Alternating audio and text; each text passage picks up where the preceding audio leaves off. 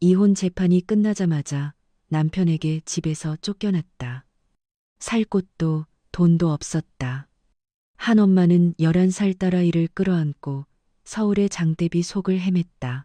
그리고 3일 후 그들은 고물상에 팔릴 운명이었던 녹슨 페버스에 몸을 누여야만 했다. 누구든 그게 모녀의 끝이라고 생각했을 것이다. 하지만 불과 몇 달 후, 바로 그 썩어가는 버스에서 그들은 도시 전체가 줄을 서서 기다리고 그들을 무시했던 사람들이 침묵하게 만드는 기적을 만들어냈다.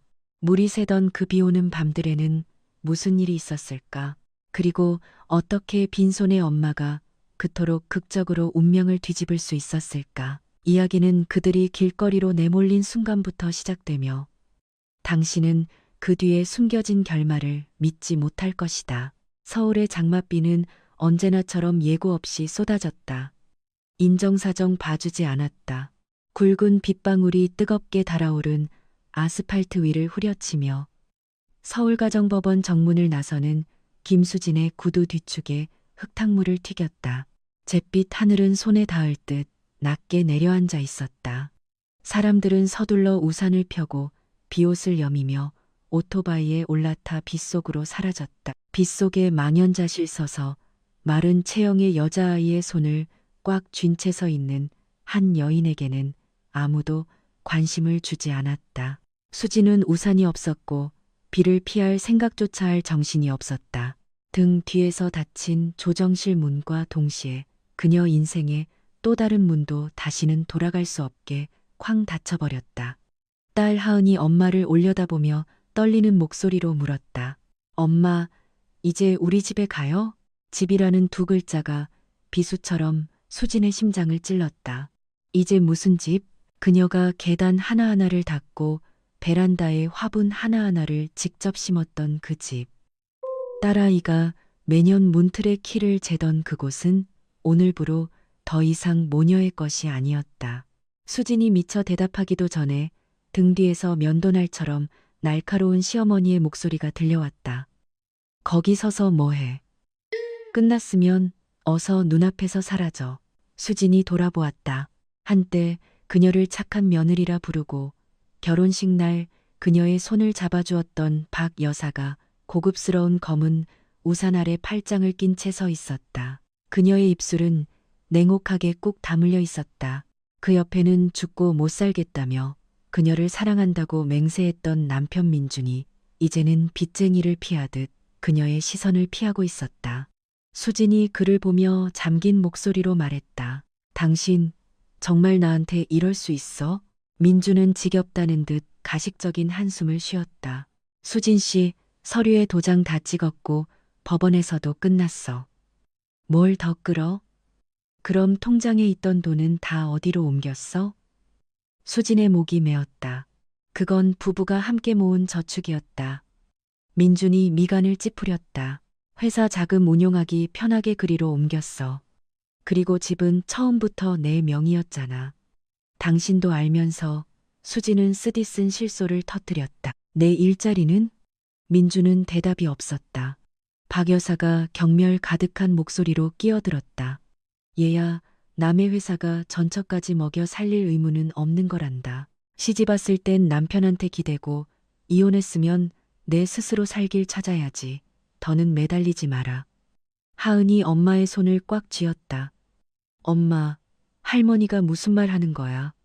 수지는 몸을 숙여 딸의 머리를 쓰다듬었다. 괜찮아, 딸. 그리고 그녀는 똑바로 서서 시어머니의 얼굴을 정면으로 마주했다. 제 것과 딸 아이 물건만 챙겨갈게요. 옷이랑 아이 책이요. 박 여사는 비웃었다. 이미 현관문 자물쇠 바꿨다. 나중에 사람 시켜서 모아둘 테니 시간 나면 와서 가져가든가. 지금은 어서 가. 마치 마당에서 개를 쫓아내는 듯 가벼운 말투였다. 빗줄기는 더욱 굵어졌다. 빗물은 눈물과 섞여 수진의 입술로 흘러내려 짜디짰다. 민주는 한 번도 뒤돌아보지 않고 차를 향해 돌아섰다. 차에 오르기 전 그는 소리치듯 말했다. 수진 씨, 일 크게 만들지 마. 우리 문명인답게 끝내자고. 문명인. 너무나 고통스러워서 헛웃음이 나오는 단어였다.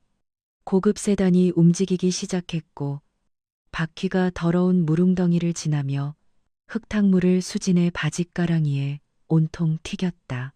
하은이 깜짝 놀라 엄마 품으로 파고들었다. 엄마, 나 다 젖었어. 수진은 딸의 옷을 닦아주지 않았다. 그저 놓치면 온 세상이 무너질 것처럼 아이를 꽉 끌어안았다. 행인들은 모녀를 힐끗 쳐다보곤 서둘러 발걸음을 옮겼다. 이 도시에서 타인의 비극은 결코 멈춰서서 구경할 만한 일이 아니었다. 아주 오랜 시간이 흐른 뒤 수진이 겨우 속삭였다. 가자, 하은아. 어디로 가? 엄마. 수진은 입을 열었지만 아무 말도 나오지 않았다. 그녀는 몰랐다. 정말로 몰랐다. 그들은 빗속을 하염없이 걸어 두 블록을 지났다. 하은이의 신발은 흠뻑 젖어거릴 때마다 질퍽거리는 소리를 냈다. 마침내 수진은 그들의 보금자리였던 익숙한 집 앞에 멈춰섰다. 굳게 닫힌 철문에는 새 자물쇠가 번쩍이고 있었다. 수진은 떨리는 손으로 문을 밀어보았지만 꿈쩍도 하지 않았다. 그녀가 문을 두드려도 아무도 대답하지 않았다. 이웃집 아주머니가 문을 살짝 열고 내다보며 한숨을 쉬었다. 세댁, 오늘 아침에 자물쇠 바꿨어. 댁의 짐은 창고로 다 옮긴 것 같던데. 수지는 그 자리에 얼어붙었다. 하은이가 울음을 터뜨렸다.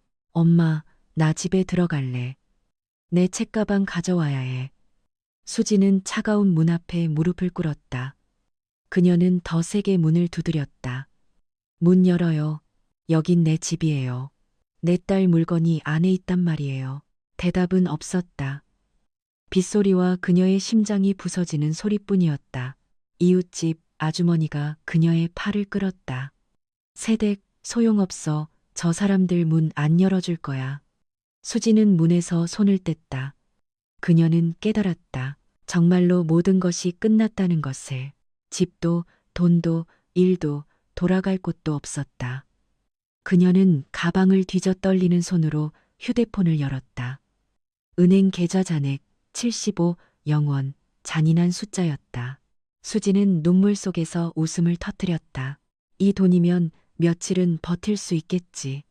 하은이 겁에 질려 엄마를 쳐다봤다. 엄마, 우리 이제 어디서 자? 수지는 자신의 삶이었던 익숙한 골목을 둘러보았다. 그리고 딸을 바라보았다. 심장이 너무 아파 숨을 쉴 수 없었다. 엄마가 어떻게든 할게. 걱정하지 마. 하지만 그녀의 머릿속은 텅 비어 있었다. 계획도 연락할 사람도 없었다. 부모님은 오래전에 돌아가셨고 친구들은 결혼 후 모두 멀어졌다. 그녀의 삶은 시댁을 중심으로 돌아갔었다. 이제 그 가족이 그녀를 쓰레기처럼 내버렸다. 비가 점차 그치고 땅거미가 내렸다. 가로등이 켜지며 차가운 물웅덩이를 반짝이게 비쳤다. 모녀는 남의 집 계단에 앉아 있었다. 하은이의 배에서 조용히 꼬르륵 소리가 났다. 엄마, 나 배고파. 수지는 입술을 깨물었다. 주머니에는 구겨진 지폐 몇 장뿐이었다. 그녀는 편의점에서 삼각김밥 2개를 샀다. 모녀는 문 닫은 가게 처마 밑에 앉아 그것을 나눠 먹었다. 바람이 차갑게 불어왔다. 하은이는 없어질까봐 두려운 듯 천천히 먹었다. 엄마, 응. 우리 이제 많이 가난한 거야? 수진의 목이 메었다. 가난한 게 길이 없는 건 아니야, 딸. 그럼 우리 괜찮을까? 수진은 희미한 가로등 불빛 아래 깡마른 딸아이를 보며 가슴이 미어졌다. 엄마가 약속할게. 무슨 일이 있어도 우리 딸 고생 안 시킬게. 하은이는 절대적인 신뢰를 담아 고개를 끄덕였다. 바로 그 믿음 때문에 수지는 울음을 터뜨릴 뻔했다. 밤이 깊어지고 도시는 화려한 불빛으로 빛났다. 사람들은 저녁을 먹고 데이트를 하고 하루 일과를 마치고 집으로 돌아갔다. 하지만 그녀와 딸은 잠잘 곳이 없었다. 엄마, 가자. 어디로 가, 엄마? 일단 비 피할 곳을 찾아보자. 그들은 몇 개의 거리를 헤매다 마침내 한 병원 주차장 앞에 멈춰 섰다. 경비 아저씨가 딱한 눈으로 그들을 쳐다봤다. 주차비 없으면 안 되는데. 아뇨, 그냥 잠깐만 앉아있다 갈게요. 경비 아저씨는 한숨을 쉬며 돌아섰다. 수진과 하은은 벽에 바싹 붙어 앉았다. 응급차 사이렌 소리가 간간히 울려 퍼졌다. 차가운 바람이 불었다. 하은이는 엄마 어깨에 머리를 기댔다. 엄마, 나 졸려. 수지는 딸을 품에 안았다. 조금만 자, 딸. 그녀의 눈물이 멈추지 않고 흘렀다. 태어나서 처음으로 수지는 모든 것을 잃는다는 것이 무엇인지 진정으로 이해했다. 돈을 잃는 것도 집을 잃는 것도 아니었다.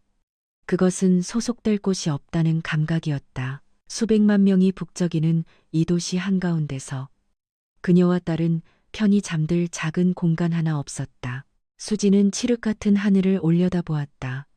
가슴 속에서 고통스러운 질문이 메아리쳤다. 앞으로 어떻게 살아가야 하지? 그녀는 알 수 없었다. 하지만 가슴 깊은 곳에서 무언가 희미하게 타오르고 있었다. 그것은 명확한 희망이 아니라 결코 쓰러지는 것을 허락하지 않는 한 엄마의 본능이었다. 버려져야 한다 해도, 맨주먹으로 다시 시작해야 한다 해도 수지는 딸을 품에 더 꽉 껴안았다. 자, 딸, 엄마가 여기 있을게. 밖에서는 비가 그쳤지만 그들 삶의 폭풍은 이제 막 시작되고 있었다. 병원 주차장에서의 첫날 밤 수지는 거의 잠들지 못했다. 하은이는 그녀의 품에서 새근새근 잠이 들었지만 외풍 때문에 가끔 기침을 했다. 수지는 가방에 있던 마지막 얇은 재킷을 꺼내 딸에게 덮어주었다. 그녀의 등은 차가운 벽에 기대어 있었고 귀는 응급차가 사이렌을 울리며 병원 문으로 달려 들어오는 소리에 쏠려 있었다. 우는 소리, 의사를 부르는 소리, 급한 발걸음 소리. 병원의 밤은 결코 평온하지 않았다. 수지는 주위를 둘러보았다. 저쪽 구석에는 한 가족이 바닥에 주저앉아 있었는데 아마 응급실에 있는 가족을 기다리는 모양이었다. 다른 구석에는 한 할머니가 여행 가방에 머리를 밟고 있었다. 모두 각자의 고통을 안고 있었지만 적어도 그들은 모든 일이 끝나면 돌아갈 집이 있었다. 하지만 그녀는 아니었다. 다음 날 아침 해가 막 뜰 무렵 경비원이 다가왔다. 아주머니, 하룻밤만 신세 지는 겁니다. 낮에는 사람들이 많이 드나들어서요. 수지는 잠긴 목소리로 고개를 끄덕였다. 네, 알겠습니다. 하은이가 눈을 비비며 잠에서 깼다. 엄마, 우리 지금 어디야? 병원이야, 딸. 우리 집은? 수지는 목구멍으로 울음을 삼켰다. 잠깐만 여기 있는 거야. 그녀는 딸을 주차장 뒤편 공용 수도가로 데려가 세수를 시켰다. 물은 얼음장처럼 차가웠다. 하은이가 몸을 떨었다. 엄마, 추워. 수지는 딸을 보며 가슴이 찢어지는 것 같았다. 그녀는 딸을 병원 정문 근처의 토스트 가게로 데려갔다. 그녀는 가장 싼 기본 토스트 하나를 사서 케첩과 피클을 공짜로 좀 더 달라고 했다. 모녀는 가게 앞 계단에 앉아 토스트 하나를 나눠 먹었다. 하은이는 부드러운 속 부분을 엄마에게 양보했다. 엄마가 먹어. 아냐, 네가 먹어. 엄마는 배 안 고파. 하지만 수진의 배에서는 계속 꼬르륵 소리가 났다. 식사를 마친 후 수지는 다음 날 밤 잠잘 곳을 생각하기 시작했다. 이곳에 다시 올 수는 없었다. 그녀는 옛 친구 몇 명에게 전화를 걸어보았다.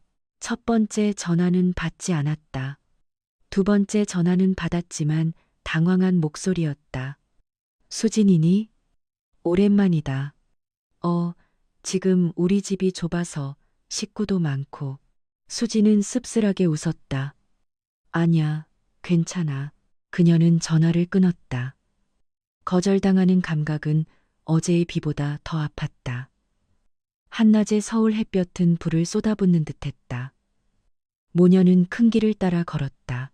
하은이가 피곤하다고 칭얼대기 시작했다. 엄마, 나 발 아파.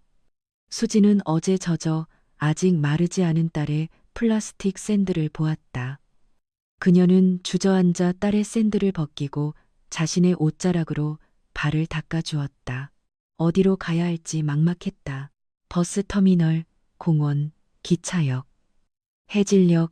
수지는 서울 고속버스 터미널로 가보기로 결정했다.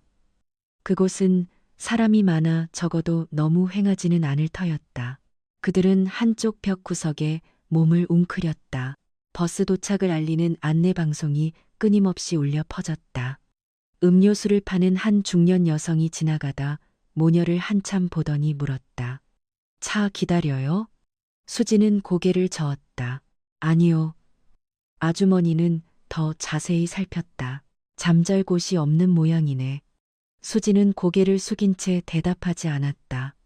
아주머니는 한숨을 쉬었다.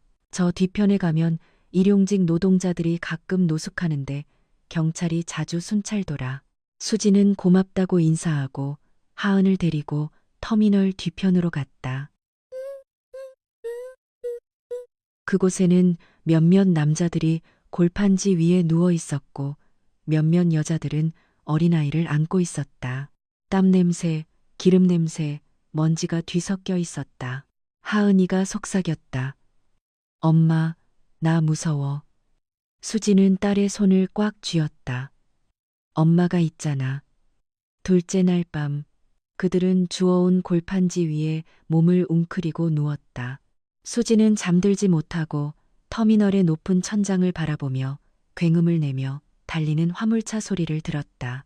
새벽 2시쯤 순찰을 돌던 경찰관들이 나타났다. 일어나세요. 여기서 주무시면 안 됩니다. 사람들은 허둥지둥 짐을 챙겼고 수지는 하은을 안고 흩어지는 사람들 틈에 섞여 달아났다. 하은이가 흐느끼며 울었다. 엄마, 나 졸려. 수지는 딸을 안고 길가로 나와 주저앉았다. 그녀의 눈물이 뚝뚝 떨어졌다. 태어나서 처음으로 그녀는 자신이 이렇게 무력하다고 느꼈다.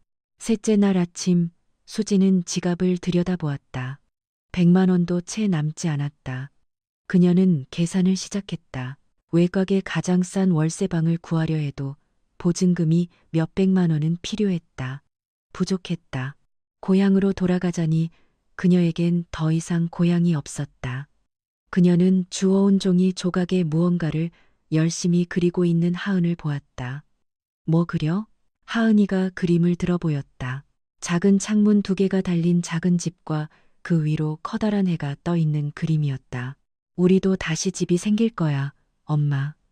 수지는 그림을 보며 눈물이 터져 나왔다.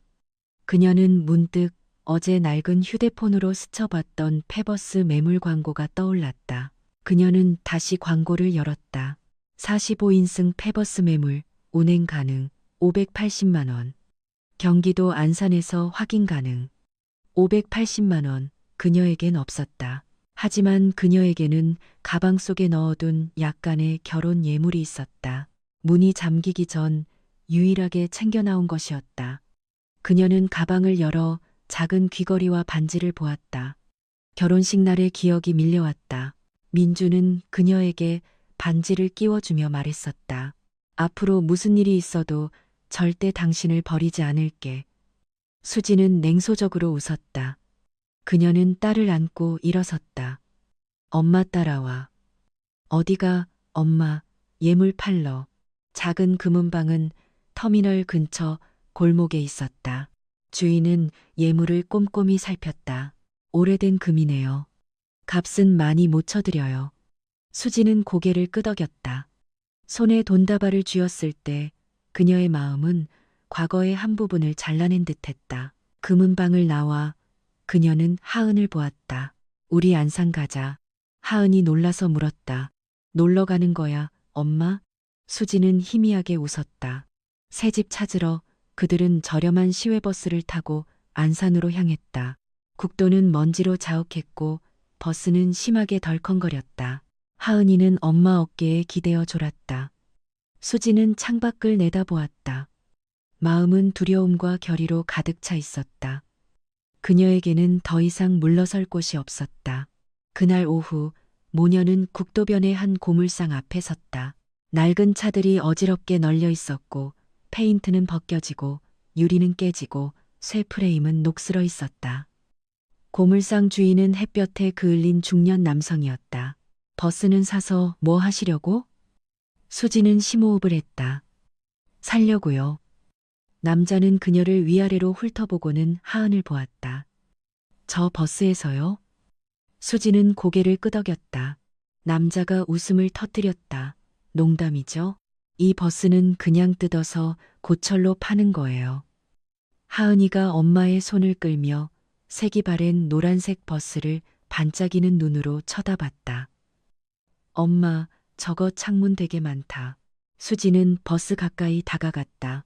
내부는 먼지 투성이었고 좌석은 찢어져 있었으며 곰팡내와 습한 냄새가 코를 찔렀다. 하지만 저녁 햇살이 길게 늘어선 창문들을 통해 들어와 바닥에 노란 빗줄기를 만들고 있었다. 수지는 좌석 등받이에 손을 얹었다. 그녀는 저쪽 구석에 놓일 매트리스, 여기에 놓일 작은 부엌, 창가에 놓일 하은이의 공부 책상을 상상했다. 적어도 지붕이 있었고 잠글 수 있는 문이 있었으며 길바닥에서 자지 않기 위해 그녀가 살 수 있는 유일한 것이었다. 그녀는 고물상 주인을 돌아보았다. 운행은 되나요? 되긴 하는데 아주 낡았어요. 엔진은 아직 안 죽었고 가격 좀 깎아주실 수 있나요? 남자는 그녀를 다시 한번 쳐다봤다. 정말로 살려고 사는 거예요? 수지는 그의 눈을 똑바로 쳐다봤다. 네. 남자는 몇 초간 침묵하더니 말했다. 50만 원 깎아드릴게. 대신 환불은 안 돼요. 수지는 고개를 끄덕였다. 간단한 매매 계약서에 서명할 때 그녀의 손은 떨렸다. 이것은 그녀의 마지막 도박이었다. 하은이가 엄마 손을 잡으며 활짝 웃었다. 우리 이제 집 생긴 거야.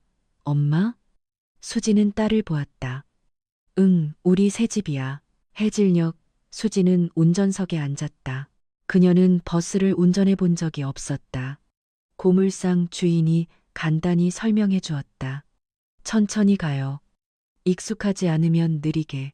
수지는 심호흡을 하고 낡은 열쇠를 돌렸다. 낡은 엔진 소리가 덜덜거리며 울렸다. 버스는 고물상을 빠져나와 멀리 보이는 공단을 향해 굴러가기 시작했다. 앞에는 길고 막막한 길이 펼쳐져 있었고 뒤에는 사회 밑바닥에서의 사밀이 있었다. 수지는 핸들을 꽉 잡았다. 내일이 어떻게 될지는 몰랐지만 적어도 오늘 밤 딸아이는 길에서 자지 않을 것이다.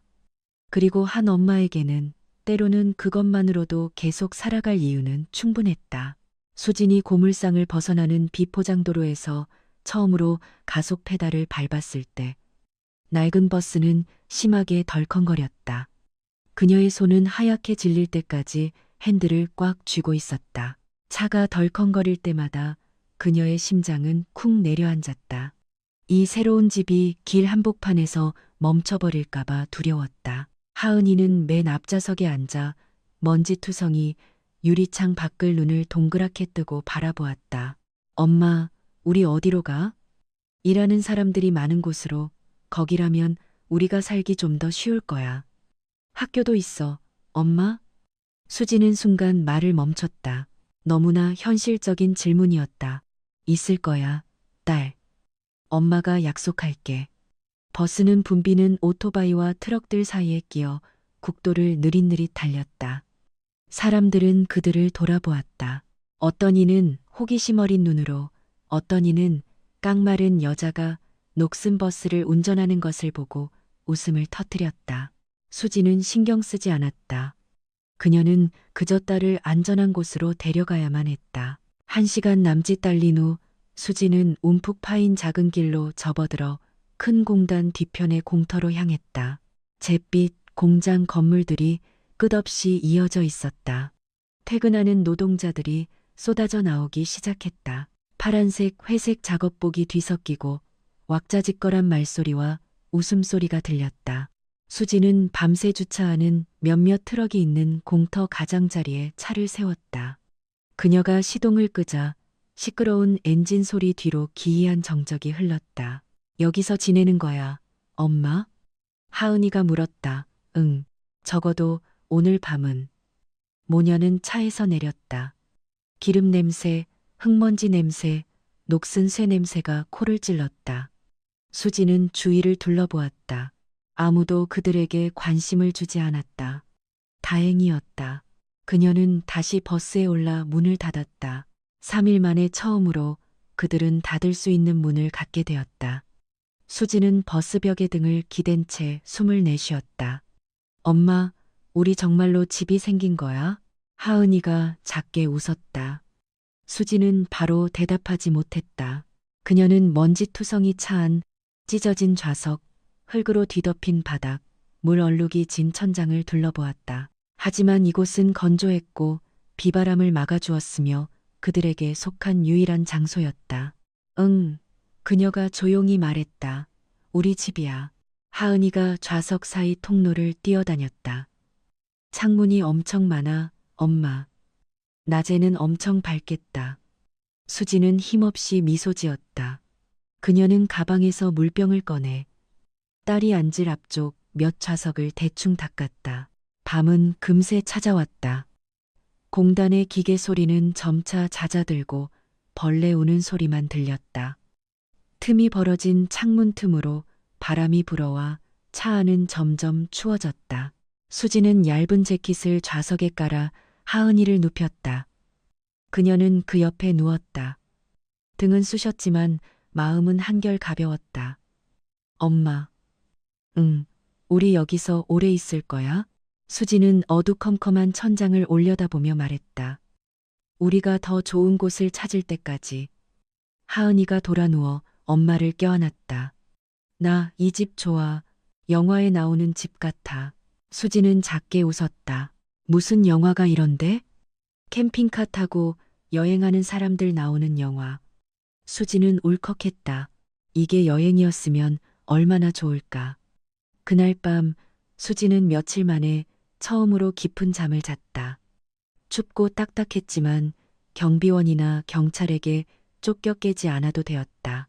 이른 아침 햇살이 길게 늘어선 창문들을 통해 들어와 바닥에 노란 빗줄기를 만들었다. 하은이가 벌떡 일어났다. 엄마, 아침이야. 너무 예뻐. 수진이 눈을 떴다. 그 광경에 그녀는 잠시 숨을 멈췄다. 차 안가득 빛이 쏟아졌고 햇살 속에서 먼지가 반짝이며 춤을 추고 있었다. 순간 녹슨 버스는 마치 그림 속 햇살 가득한 집처럼 보였다. 예쁘네. 수진이 속삭였다. 그녀는 버스에서 내려 공터로 나갔다. 몇몇 노동자들이 아침 작업을 시작하고 있었다. 그들은 호기심 어린 눈으로 버스를 쳐다봤다. 한 중년 남성이 다가왔다. 아주머니 차예요? 네, 여기서 밤샜어요? 수지는 조금 걱정스러웠다. 네, 누구 방해하진 않았어요. 남자는 선하게 웃었다. 괜찮아요. 여기 트럭들도 맨날 자는데 뭐. 길만 막지 않으면 돼요. 수지는 안도의 한숨을 쉬었다.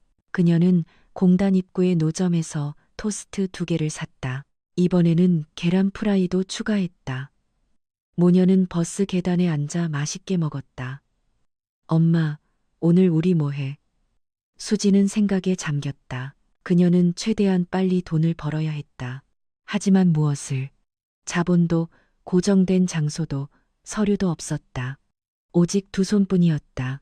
그녀는 차 안을 둘러보았다. 낡은 좌석들이 공간을 다 차지하고 있었다. 하은아, 엄마가 의자 좀 치우는 거 도와줄래? 하은이가 신나서 대답했다. 네. 그들은 낡은 좌석들을 뜯어내 버스 뒤편으로 옮기기 시작했다. 등은 땀으로 흠뻑 젖었지만 차 안은 점점 넓어졌다. 수지는 창가 한쪽 구석을 잠자리로, 다른 한쪽은 텅 빈 공간으로 남겨두었다. 그녀는 그 빈 공간을 오랫동안 바라보았다. 머릿속에 문득 외할머니가 낡은 부엌에서 밀가루 반죽을 하던 모습이 스쳐 지나갔다. 집안 가득 퍼지던 따뜻한 빵 냄새, 할머니의 자상한 웃음소리. 수지나 아무리 힘들어도 먹는 건 제대로 먹어야 한다. 그녀는 씁쓸하게 웃었다. 이제 할머니는 안 계셨지만 기억은 생생했다. 가방 속에는 낡은 레시피 노트가 조용히 잠들어 있었다. 그녀는 아직 그것을 펼쳐볼 용기가 없었다. 희망을 가졌다가 다시 무너질까봐 두려웠다. 하지만 그녀에게는 다른 선택지가 없었다. 그날 오후 갑자기 비가 쏟아졌다. 천장에 갈라진 틈에서 물이 떨어지기 시작했다. 뚝뚝뚝 물방울이 바닥 한가운데로 떨어졌다. 하은이가 겁을 먹었다. 엄마, 비세. 수지는 근처에 버려져 있던 트럭의 낡은 플라스틱 양동이를 가져와 물을 받았다. 비가 더 많이 오면 다른 곳에서도 셀 것 같았다. 빗줄기는 점점 굵어졌고 몇 군데에서 더 물이 새기 시작했다. 차 안은 춥고 축축했다. 하은이는 몸을 웅크렸다. 수지는 딸을 품에 꼭 안았다. 조금만 참아, 딸. 비는 1시간 가까이 내리다 그쳤다. 바닥은 흥건하게 젖어 있었다. 수지는 주위를 둘러보았다. 이곳은 집이 아니었다. 그저 낡은 쇳덩어리일 뿐이었다. 하지만 그럼에도 불구하고 길바닥보다는 나았다.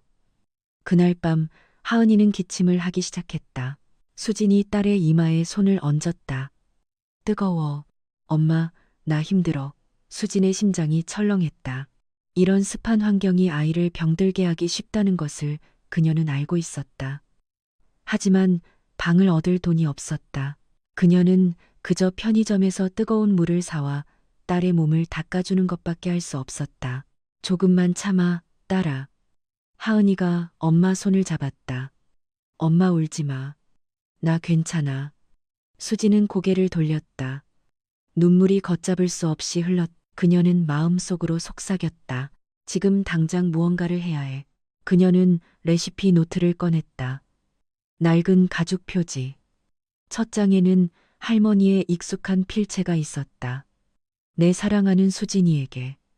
네가 가장 힘들 때 빵을 만들 거라. 밀가루와 불이 너를 살릴 것이다. 수지는 마치 할머니가 곁에 서 있는 것처럼 흐느꼈다. 그녀는 한 장 한 장 넘겼다. 식빵, 단팥빵, 찐빵, 간단한 레시피들, 저렴한 재료들, 큰 오븐이 필요 없는 것들이었다. 그녀는 심호흡을 했다. 아마 이것이 유일한 길일 것이다. 그녀는 차 안의 빈 공간을 보았다. 작은 화덕, 밀가루 반죽 그릇, 빵틀. 그녀는 할 수 있을 것 같았다. 해야만 했다. 그녀는 잠든 딸의 머리를 쓰다듬었다. 엄마가 약속할게. 계속 고생하게 두지 않을게. 밖에서는 공단의 불이 밝혀져 있었다. 내일이면 수천 명의 노동자들이 다시 출근할 것이다. 그들은 싸고 따뜻하고 든든한 아침 식사가 필요했다. 수진의 마음속에 작은 희망의 불씨가 피어올랐다. 이 녹슨 버스는 아직 집이 아닐지 몰라도 그들의 삶을 다시 시작하는 곳이 될 수는 있을 것 같았다. 녹슨 버스에서의 넷째 날 밤은 수진이 절망의 경계에서 산다는 것이 무엇인지 진정으로 깨닫게 한 밤이었다. 하은이는 열이 났다. 갑작스러운 고열은 아니었지만 딸아이의 얼굴을 붉게 만들고 입술을 마르게 하며 차가운 차 안에서 연신 기침을 터져나오게 하는 미열이었다. 수진이 딸의 이마에 손을 얹었다. 불덩이 같았다. 그녀의 심장이 철렁 내려앉았다. 엄마, 나 숨쉬기가 좀 힘들어. 하은의 목소리는 힘이 없었다. 수지는 벌떡 일어나 떨리는 손으로 남은 물병을 찾았다. 그녀는 휴지에 물을 적셔 딸의 이마를 닦아주었다. 하지만 물은 너무 적고 너무 차가웠다. 꽉 닫히지 않은 창문 틈으로 밤바람이 불어와 쇠냄새와 흙먼지를 실어날랐다. 수지는 딸을 품에 꼭 안고 자신의 몸으로 바람을 막았다. 조금만 참아, 딸. 아침 되면 병원 가자. 그녀는 그렇게 말했지만 마음속은 텅 비어 있었다. 남은 돈은 80만 원도 채 되지 않았다. 진료비와 약값은 얼마나 나올까? 하은의 기침 소리가 조용한 차 안에 울려 퍼졌다. 수지는 기침 소리 하나하나가 바늘처럼 자신의 심장을 찌르는 것 같았다. 이 버스를 사지 않았더라면 딸아이가 이렇게 춥고 습한 곳에서 고생하지 않았을 텐데. 그녀가 조금만 더 참고 전 남편에게 돌아가 사과했다면 어쩌면 딸은 따뜻한 침대에서 잘 수 있었을 텐데. 그 생각이 스치자마자 수지는 즉시 고개를 저었다. 아니, 그녀는 모녀를 쓰레기처럼 내쫓은 그곳으로 돌아갈 수 없었다. 딸에게 살기 위해 무릎 꿇어야 한다고 가르칠 수는 없었다. 하지만 자존심과 딸의 건강 사이에서 수지는 자신이 이렇게 약해 본 적이 없다고 느꼈다. 새벽녘, 아직 어둑어둑할 때, 그녀는 하은을 등에 업고 1km 가까이 걸어 큰 길가의 작은 소아과 의원으로 갔다.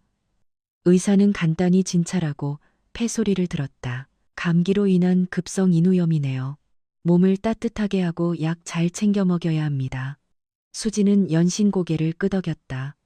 네, 진료비는 얼마인가요? 48,000원입니다. 수지는 멍해졌다. 그녀는 떨리는 손으로 돈을 냈다. 남은 돈의 거의 절반이었다. 의원을 나와 하은이는 버스 뒤편에 앉아 작은 약 봉지를 들고 있었다. 엄마, 돈 많이 들었어? 수지는 억지로 웃었다. 아니, 얼마 안 들었어. 우리 딸 빨리 나아서 엄마 걱정 덜어줘야지. 그 말에 수지는 눈물을 감추기 위해 고개를 돌려야 했다. 그날 정오 공단 위로 불같은 햇볕이 쏟아졌다. 버스 안은 찜통으로 변했다. 수지는 창문을 모두 열었지만 불어오는 바람은 뜨거운 열기뿐이었다. 하은이는 뒤편에 누워 땀을 뻘뻘 흘렸다. 수지는 골판지로 유리창을 가려 햇빛을 막았다. 그녀는 이 버스가 비가 오면 물이 셀 뿐만 아니라 해가 뜨면 쇠 상자처럼 달아오른다는 것을 깨달았다. 이곳은 집이 아니었다. 그저 위태로운 임시 거처일 뿐이었다. 저녁이 되자 다시 비가 몰려왔다. 하늘은 순식간에 어두워졌고 번개가 하늘을 갈랐다. 비가 버스 지붕 위로 쏟아져 내리며 쇠판을 두드리는 소리가 폭풍처럼 요란했다. 어제보다 더 많은 곳에서 물이 새기 시작했다. 뚝, 뚝, 뚝. 그러다 이내에 줄기가 되어 흘러내렸다. 수지는 양동이 2개를 더 놓아 물을 받았지만 바닥은 온통 물바다가 되었다. 하은이는 기침을 더 심하게 했다. 수지는 차 한가운데 앉아 그 광경을 무력하게 바라보았다. 그녀는 마치 자신에게 말하듯 중얼거렸다. 내가 틀렸어. 그녀는 그저 지붕만 있으면 충분하다고 생각했다. 하지만 이 지붕은 안전하지도 깨끗하지도 않았고 딸아이가 건강하게 지낼 만큼 튼튼하지도 않았다. 그녀는 고개를 숙였다. 눈물이 젖은 바닥 위로 떨어졌다. 엄마가 너를 해쳤구나. 하은이가 그 말을 듣고 애써 몸을 일으켰다. 아니야, 엄마. 나는 엄마랑 같이 있는 게 좋아. 수지는 딸을 와락 껴안았다. 그녀는 자신이 벼랑 끝에 서 있는 기분이었다. 포기한다면 사과하고 시댁에 돌아가 애원할 수도 있었다. 계속 나아간다면 이 쇳덩어리를 사람이 살 수 있는 곳으로 만들 방법을 찾아야 했다. 그녀는 텅 빈 차 한 구석을 바라보았다. 할머니의 노트가 떠올랐다. 수진의 손이 떨리며 다시 노트를 펼쳤다. 낡은 종이 냄새와 함께 기억이 밀려왔다. 첫 페이지에는 기울어진 익숙한 필체가 있었다. 내 사랑하는 수진이에게 네가 가장 힘들 때 부엌에 불을 잊지 마라. 화덕이 사람을 살릴 수 있단다. 수진은 가장 기본적인 빵 레시피 페이지를 넘겼다. 밀가루, 물, 소금, 이스트, 가장 저렴한 재료들이었다. 그녀는 속으로 계산했다. 밀가루는 시장에서 싸게 살 수 있고 드라이 이스트는 작은 포장으로 사면 된다. 아침에 노동자들에게 팔빵을 만든다면 그녀는 불 켜진 공단 쪽을 내다보았다. 매일 수천 명의 노동자들이 퇴근했다. 그들은 무엇을 먹을까? 빵, 김밥, 라면, 저렴하고 따뜻한 빵 한 덩이라면 팔릴 수 있을 것이다. 하지만 무엇으로 만들지? 그녀에게는 오븐도 반죽기도 자본도 없었다. 오직 2손뿐이었다. 그녀는 자신의 손을 내려다보았다. 한때는 컴퓨터 자판을 두드리고 보고서를 작성하며 계약서에 서명하던 손이었다. 이제는 버스 의자를 뜯어내느라 거칠어져 있었다. 그녀는 헛웃음을 쳤다. 그래, 해보는 거야. 그날 밤 하은이가 잠든 후 수지는 공터로 내려가 공사장 근처에 버려진 벽돌 몇 개를 주워왔다. 그녀는 버스 옆에 임시로 작은 받침대를 쌓았다. 다음 날 그녀는 이른 아침 시장에 가서 밀가루 1kg, 작은 이스트 한 봉지, 소금 약간을 샀다. 다 합쳐도 5,000원이 채 되지 않았다. 그녀는 떨리면서도 설레는 마음으로 버스로 돌아왔다. 하은이가 엄마를 보며 눈을 반짝였다. 엄마, 빵 만들어? 응, 할머니처럼. 수지는 고개를 끄덕였다. 그녀는 공터 뒤에서 주워온 낡은 플라스틱 대야에 밀가루를 붓고 물을 섞어 손으로 반죽했다. 손가락은 온통 반죽으로 뒤덮였고 땀이 얼굴로 흘러내렸지만 반죽을 치대는 리듬이 이상하게도 그녀의 마음을 차분하게 만들었다. 마치 누군가 등 뒤에 서서 어깨에 손을 얹어주는 것 같았다. 할머니의 목소리가 들리는 듯했다. 손에 힘을 빼고 고르게 치대거라. 반죽이 부드러워지면 네 마음도 부드러워질 게다. 수지는 눈을 감고 계속했다. 뜨거운 물이 담긴 냄비 옆에 두어 반죽을 발효시킨 후 그녀는 낡은 깡통으로 만든 자작 화덕에 숯불을 피웠다. 연기가 자욱하게 피어올라 눈이 따가웠다. 하지만 중고시장에서 구해온 낡은 무쇠 팬 위에 첫 번째 빵 반죽 덩어리를 올렸을 때 빵 굽는 냄새가 퍼져나가기 시작했다. 아주 익숙하고 아주 따뜻한 냄새였다. 수지는 부풀어 오르는 작은 빵을 바라보았다. 며칠 만에 처음으로 그녀는 자신의 심장이 더 이상 돌덩이처럼 무겁지 않다고 느꼈다. 하은이가 옆에 앉아 손뼉을 쳤다. 엄마, 냄새 너무 좋다. 수지는 한이 빼어 물었다. 빵은 조금 딱딱하고 모양도 예쁘지 않았지만 그녀가 직접 만든 빵이었고 그들을 먹여 살릴 수 있는 것이었다. 그녀는 딸을 보았다. 내일 한번 팔아볼까? 하은이가 고개를 연신 끄덕였다. 내가 도와줄게, 엄마. 그날 밤 여전히 비는 약하게 내렸고 몇 군데에서는 물이 샜지만 수지는 더 이상 앉아서 울지 않았다. 그녀는 앉아서 계산을 했다. 밀가루 1kg로 몇 개의 빵을 만들 수 있을까? 빵 하나에 500원씩 판다면 20개를 팔면 40개로 늘리면 그녀의 머릿속에 작은 숫자들, 은행 계좌처럼 텅 빈 숫자가 아니라 희망의 숫자들, 이 형성되기 시작했다. 하은이가 조용히 물었다. 엄마, 우리 부자 될 수 있을까? 수지는 웃음을 터뜨렸다. 부자는 몰라도 이제 굶지는 않을 거야. 밖에서는 공단이 여전히 불을 밝히고 있었고 노동자들은 일하고 있었으며 삶은 계속 돌아가고 있었다. 그리고 그 먼지투성이 공터. 녹슨 버스 안에서 한 엄마는 계속 살아갈 유일한 길을 막 찾아냈다. 동정이 아니라 구걸이 아니라 자신의 두 손과 밀가루로.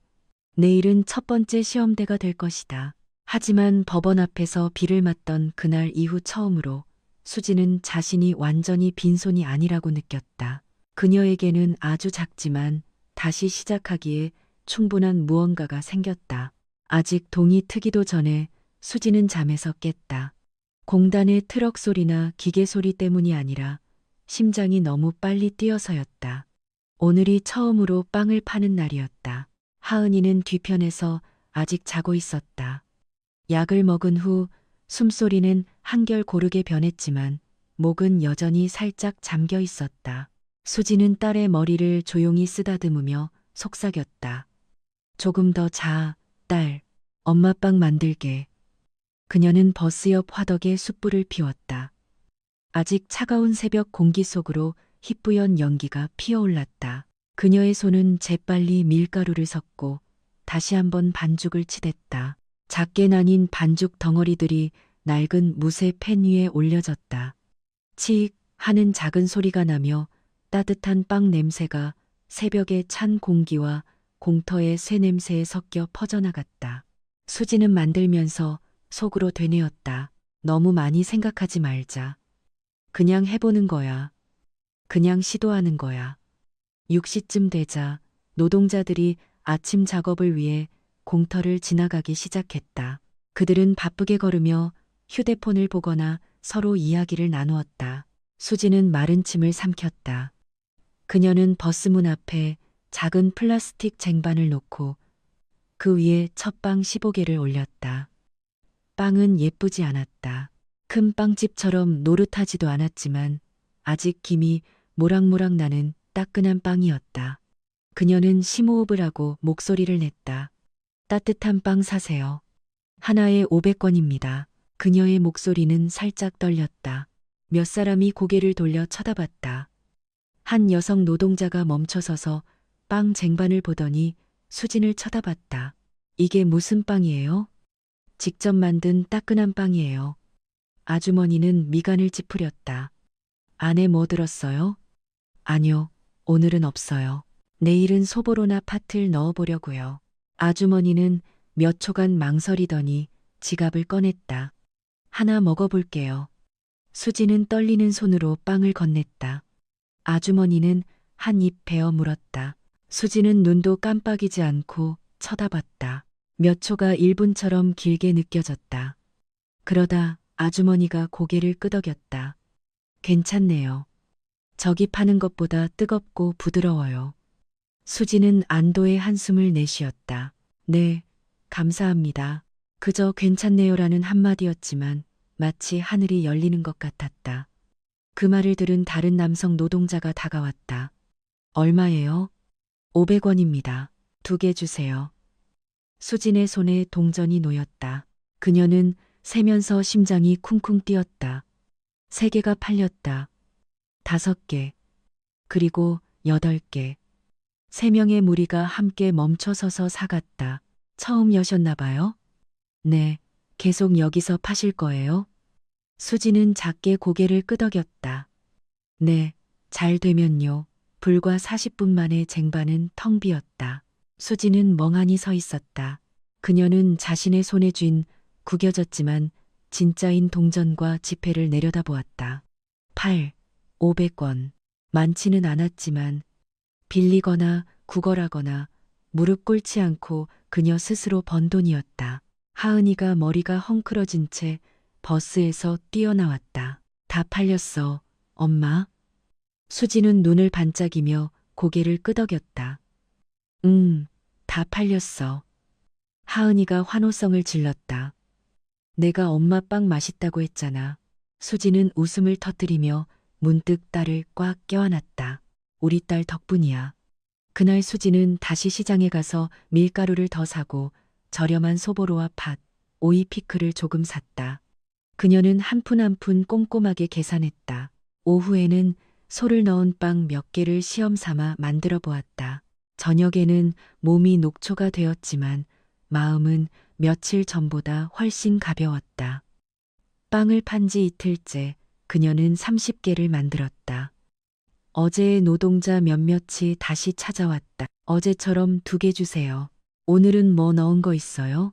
수지는 재빨리 소보로를 얹고 팥소를 넣었다. 네, 있어요. 빵은 7시가 되기 전에 다 팔렸다. 공단 경비원 한 분이 다가왔다. 여기서 장사한 지 얼마나 됐어요? 수지는 순간 긴장했다. 네, 이틀 됐어요.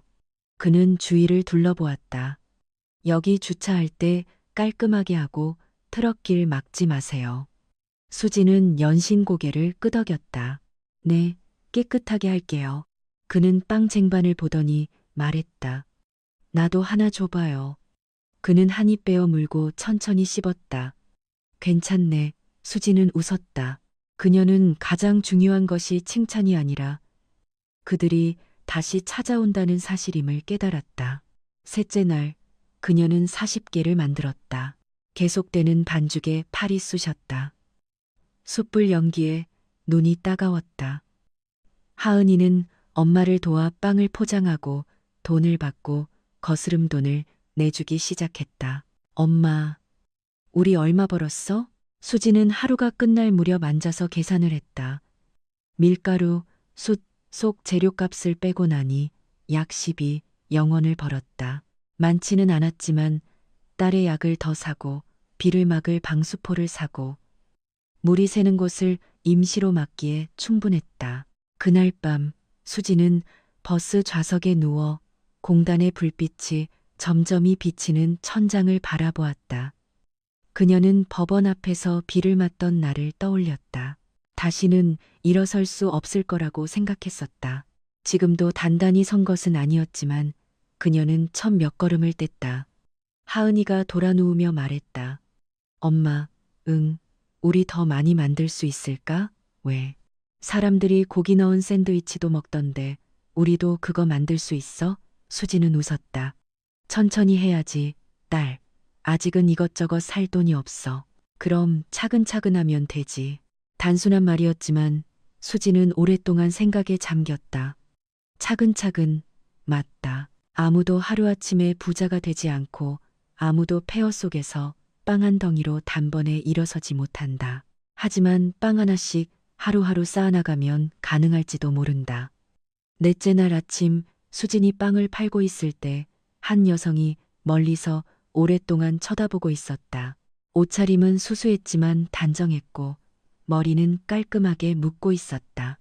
노동자 인파가 줄어들자 그녀가 다가왔다. 이 빵 직접 만드세요? 네. 장사한 지는 며칠 됐고요. 네, 며칠 됐어요. 그녀는 빵 하나를 집어들고 가볍게 눌러보았다. 반죽이 덜 부풀었고 치대기도 부족하네요. 수진의 얼굴이 붉어졌다. 네, 손으로 만들어서요. 그녀는 한 입 베어 물고 천천히 씹더니 수진을 똑바로 쳐다봤다. 빵 만드는 거 배워본 적 있어요? 수진은 고개를 저었다. 외할머니께 배웠어요. 여성은 몇 초간 침묵했다. 이 근처에 큰 호텔에서 제빵장으로 일했던 분이 계세요. 저기 공장 뒤편 월세방에 사시는데 수지는 조금 놀랐다. 네, 더 잘하고 싶으면 그분을 찾아가 봐요.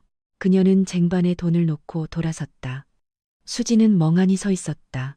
처음으로 누군가 빵을 사기만 한 게 아니라 그 뒤에 있는 가능성을 봐주었다. 그녀는 하은을 쳐다봤다. 들었어, 딸? 하은이가 고개를 끄덕였다. 우리 그 아저씨 찾아가 보자, 엄마. 수지는 공장 뒤편의 낡은 월세방 건물을 바라보았다. 그녀는 그 여성이 누구인지, 그 말이 어떤 결과로 이어질지 몰랐다. 하지만 다시 한번 먼지투성이 공터 한가운데서 또 다른 문이 열리고 있었다. 녹슨 버스는 더 이상 비를 피하는 곳만이 아니었다. 그것은 점차 주방이 되어가고 있었다. 그리고 그 주방에서 첫방 반죽은 단지 굶주림을 해결해 준 것이 아니었다. 그것은 한 엄마가 자신에 대해 가졌던 믿음을 구해준 것이었다. 수진의 삶은 아직 어려움이 끝나지 않았다. 돈은 여전히 적었고 버스는 물이 샜으며 딸은 아직 완전히 낫지 않았다. 하지만 이제 그녀는 아침에 눈을 뜨는 것이 두렵지 않았다. 왜냐하면 내일 아침에는 밀가루가 있고 불이 있고 따뜻한 빵이 있고 그리고 사러 오는 사람이 있을 것이기 때문이다. 그것은 그녀 자신도 아직 전부 상상할 수 없는 여정의 시작이었다. 하지만 적어도 그 여정은 시작되었다. 다음 날 아침 수지는 양팔 전체가 쑤시는 통증과 함께 잠에서 깼다. 몇 시간씩 계속되는 반죽에 익숙하지 않은 근육들이 마치 두들겨 맞은 것처럼 옥신거렸다. 하지만 뒤편에서 들려오는 하은의 옅은 기침 소리에 그녀는 즉시 몸을 일으켰다. 아직 힘들어? 하은이는 고개를 저으며 힘없이 웃었다. 많이 좋아졌어, 엄마. 수지는 안도의 한숨을 쉬었다. 그날 그녀는 50개의 빵을 만들었다. 밀가루는 더 많아졌고 팔은 더 아팠지만 마음은 더 단단해졌다. 그녀는 평소처럼 빵을 팔았고 얼굴이 익숙해진 노동자들이 멈춰서서 빵을 사갔다. 몇몇은 빵집 아줌마라고 불렀다. 친근한 그 부름에 수진의 마음이 따뜻해졌다. 거의 다 팔았을 무렵 그녀는 공장 뒤편의 낡은 월세방 건물을 바라보았다. 어제 그 여성이 언급했던 제빵 스승이 사는 곳이었다. 그녀는 망설였다.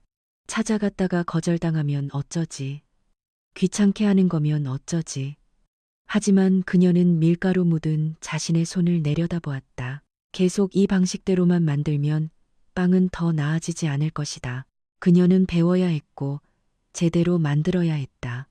마지막 빵을 다 팔고 수지는 손을 닦고 하은을 데리고 월세방 쪽으로 걸어갔다. 움푹 파인 작은 길, 양옆으로는 낮고 허름한 방들이 늘어서 있었고 벽에는 이끼가 끼어 있었다. 그들은 몇 사람에게 물어보았다. 마침내 한 오토바이 기사가 골목 끝 방을 가리켰다. 강 노인이 저기 사는데 말을 잘 안 하는 양반이야. 수지는 심호흡을 하고 문을 두드렸다. 똑똑똑. 한참 동안 아무도 대답하지 않았다. 그녀가 돌아서려 할 때 문이 삐걱거리며 열렸다. 60대 초반의 한 남성, 머리는 희끗했지만 등은 꼿꼿했고 낡은 안경 너머에 눈빛은 날카로웠다. 누구시오? 저 강 선생님 댁 맞나요? 빵을 만드셨다고 들어서요. 강 노인은 수진을 위아래로 훑어보았다. 누구한테 들었소? 빵 사가신 손님 한 분이요. 그는 침묵했다. 수진은 당황했다. 저 방해하려는 뜻은 아니었어요. 그냥 빵을 더 맛있게 만들어서 아이를 키우고 싶어서 배우고 싶어서요. 하은이가 뒤에 서서 조용히 고개를 숙였다. 안녕하세요, 할아버지. 강노인은 아이를 보더니 수진을 쳐다봤다. 빵 만든다 했소. 네, 가져와 보시오. 수진은 멍했다. 네, 당신이 만든 빵을 가져와 보라고. 다행히 그녀는 점심으로 먹으려던 빵 하나를 남겨두었다. 그녀는 서둘러 버스로 달려가 빵을 가져와 그에게 건넸다. 강노인은 빵을 들고 가볍게 누르더니 고개를 저었다. 반죽의 탄력이 부족해 그는 빵을 찢어 속을 보았다. 여긴 뭉쳐있고 저긴 비어있고 이스트가 고르게 활동하지 못했군. 수지는 고개를 숙였다. 네, 손으로만 해서요. 손으로 하는 게 틀린 게 아니야.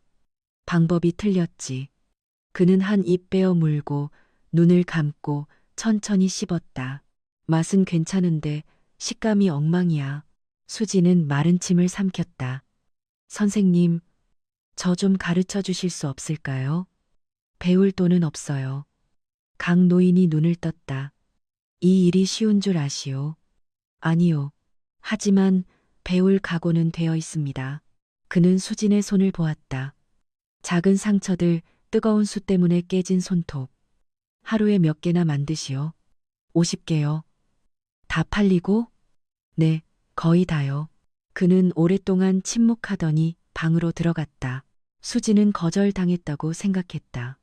잠시 후 그는 낡은 앞치마를 들고 나왔다. 내일 새벽 4시까지 여기로 오시오. 수지는 눈을 동그랗게 떴다. 네, 못 일어나겠으면 배우지 말고. 네, 일어날 수 있어요. 늦지 마시오. 문이 닫혔다. 수지는 멍하니 서 있다가 하은을 돌아보았다. 엄마, 이제 배우는 거야? 수지는 딸을 와락 껴안았다. 응, 이제 배우는 거야.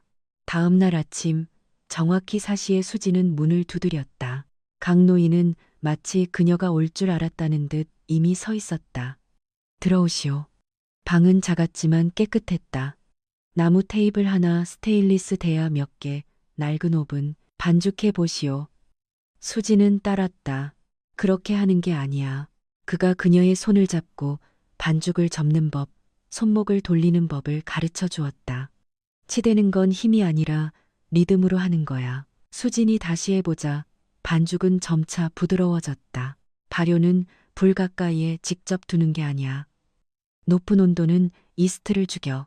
그는 적당히 따뜻한 환경을 만드는 법부터 수진이 전혀 몰랐던 세세한 부분까지 가르쳐 주었다.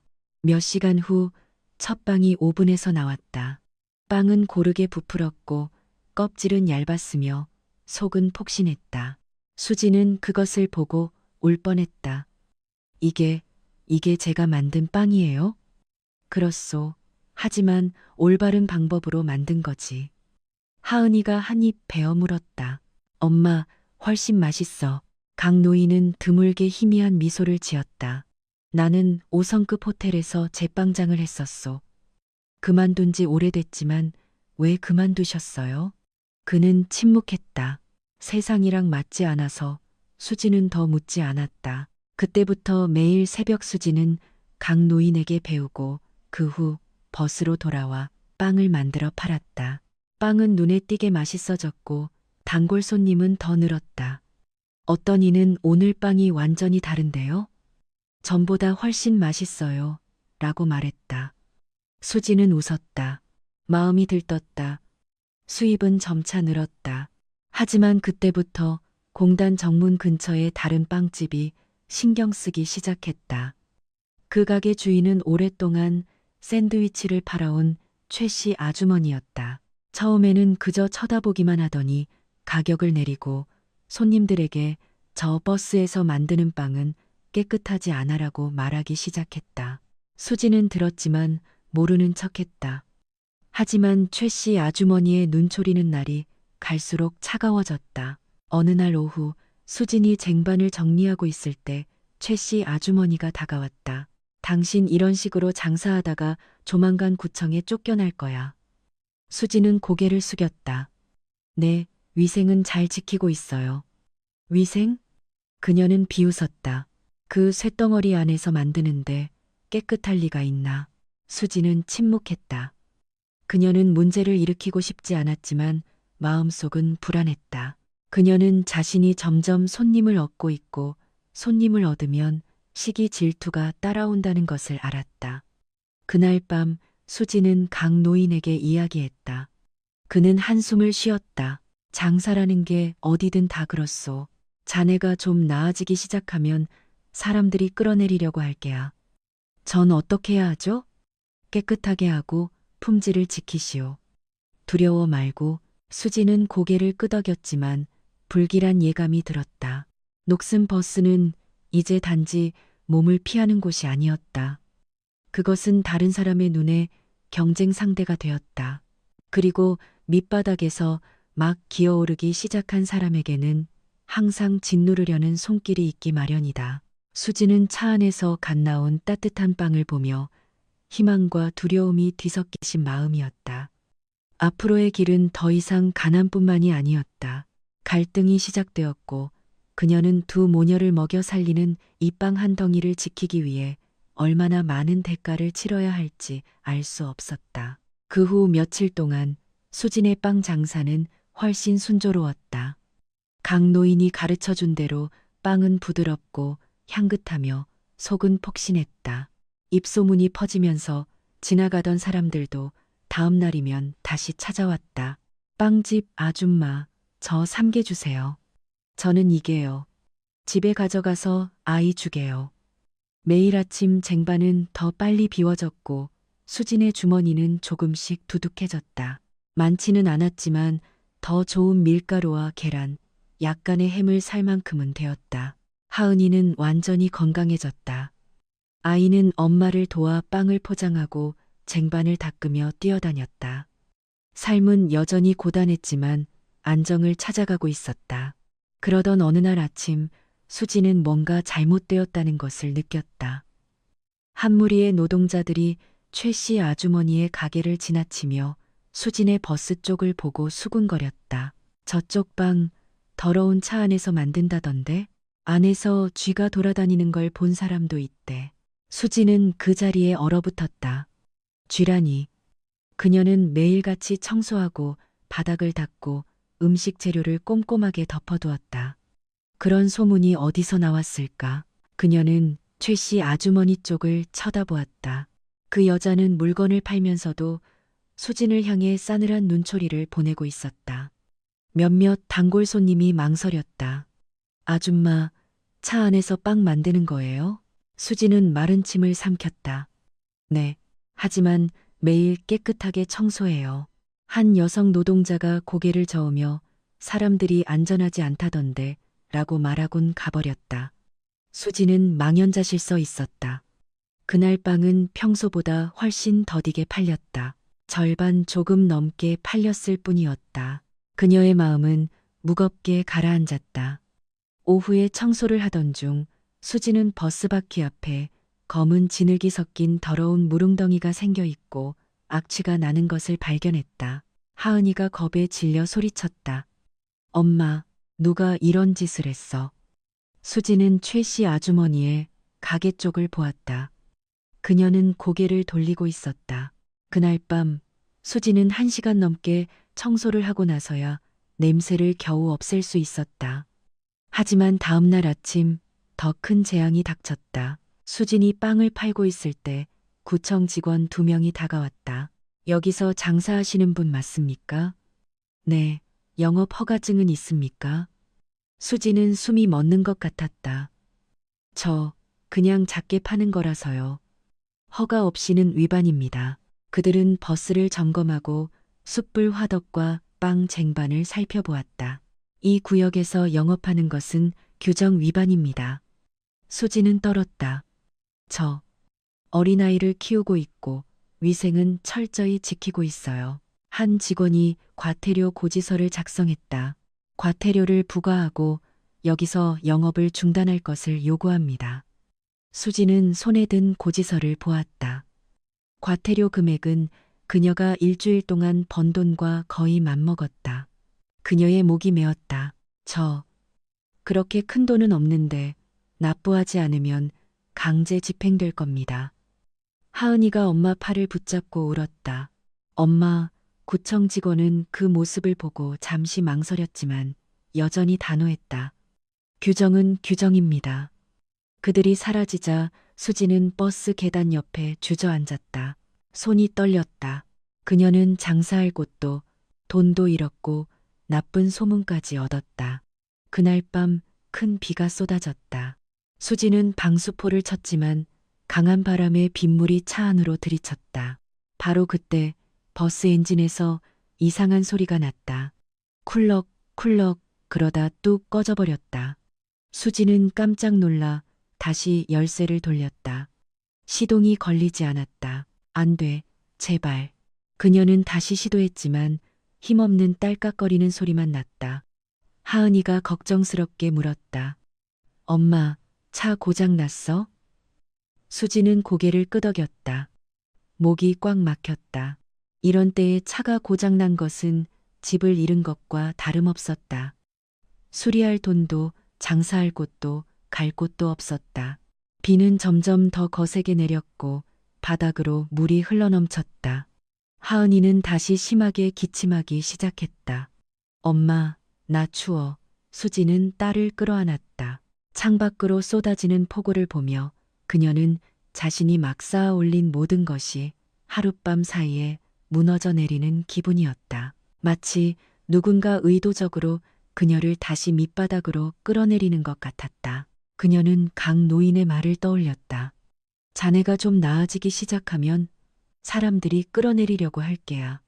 눈물은 빗물과 섞여 흘렀다. 난 아무 잘못도 안 했는데 왜? 하은이가 갑자기 몸을 떨었다. 엄마, 나 어지러워. 수진이 딸의 이마를 만졌다. 다시 열이 나고 있었다. 그녀는 패닉에 빠졌다. 안 돼. 지금은 안 돼. 그녀는 주머니를 뒤졌지만 몇십만 원밖에 남지 않았다. 차를 수리하기에도 병원비를 내기에도 며칠을 더 버티기에도 턱없이 부족했다.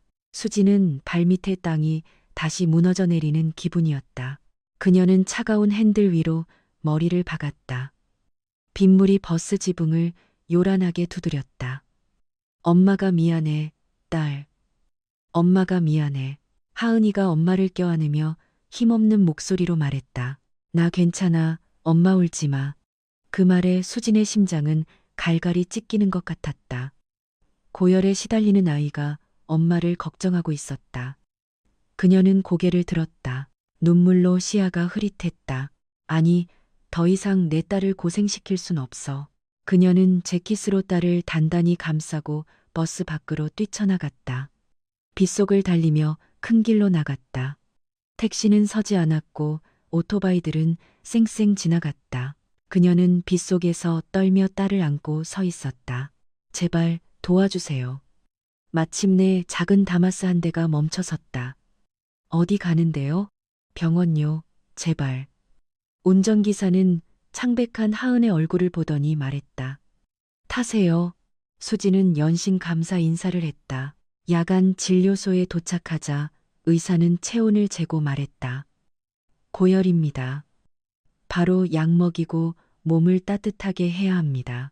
수지는 고개를 끄덕이며 떨리는 손으로 진료비를 냈다. 돈은 거의 다 떨어졌다. 진료소를 나오자 비는 그쳤지만 수진의 마음은 텅 비어 있었다. 그녀는 딸을 안고 공터에 외롭게 서 있는 고장 난 버스로 돌아왔다. 주변은 칠흑같이 어두웠다. 공단의 불빛도 없이 벌레 소리와 축축한 흙냄새만 가득했다. 수지는 하은을 눕히고 얇은 담요를 덮어주었다. 아이는 지쳐서 잠이 들었다. 수지는 버스 계단에 말없이 앉아 있었다. 돈도 없고 장사도 못하고 차는 고장났고 밖에는 더럽다는 소문이 퍼져 있었다. 그녀는 일어섰다고 생각했지만 알고 보니 밑바닥에서 조금 벗어났다가 더 깊은 곳으로 떨어진 것이었다. 그녀는 마른 반죽이 묻은 손을 내려다보았다. 씁쓸한 질문이 가슴 속에서 차올랐다. 애쓰지 말았어야 했나. 빵을 만들지 않았더라면 시기받지 않았을 테고 나아지지 않았더라면 방해받지 않았을 것이다. 버스를 사지 않았더라면 딸이 아프지 않았을 텐데. 그 생각이 칼날처럼 깊숙이 파고들었다. 수지는 소리 없이 울었다. 그녀는 두려웠다. 내일 아침 눈을 떴을 때 어떻게 살아가야 할지 모르는 것이 두려웠다. 딸아이가 또 아플까봐, 자신이 더 이상 강하지 못할까봐 두려웠다. 비는 완전히 그쳤고 하늘은 칠흑 같았다. 녹슨 버스는 상처 입은 짐승처럼 미동도 없이 누워 있었다. 수지는 어둠 속에 오랫동안 앉아 있었다. 눈물이 마를 때까지. 그녀는 주먹을 꽉 쥐었다. 아니, 여기서 모든 것을 끝낼 수는 없었다. 두 모녀가 겪은 모든 고통을 생각하면 아무리 끌어내려져도 다시 기어 올라야만 했다. 딸을 위해서, 그리고 자기 자신을 위해서. 그 어둠 속에서 새로운 결심이 서서히 형성되고 있었다. 하지만 당장은, 오늘 밤은 여전히 길었고 내일은 지금까지 겪었던 것 중 가장 큰 시험대가 될 것이었다. 다음 날 아침 수지는 녹초가 된 상태로 잠에서 깼다. 온몸이 두들겨 맞은 듯 쑤셨고 밤새 거의 잠들지 못해 머리가 무거웠다. 밖은 새벽 안개가 공터를 희뿌옇게 덮고 있었고 버스는 폭풍에 쓰러진 마른 나무처럼 고요히 서 있었다. 하은이는 뒤편에서 한결 고른 숨을 쉬고 있었다. 열은 내렸지만 얼굴은 여전히 창백했다. 수지는 딸의 이마에 손을 얹었다.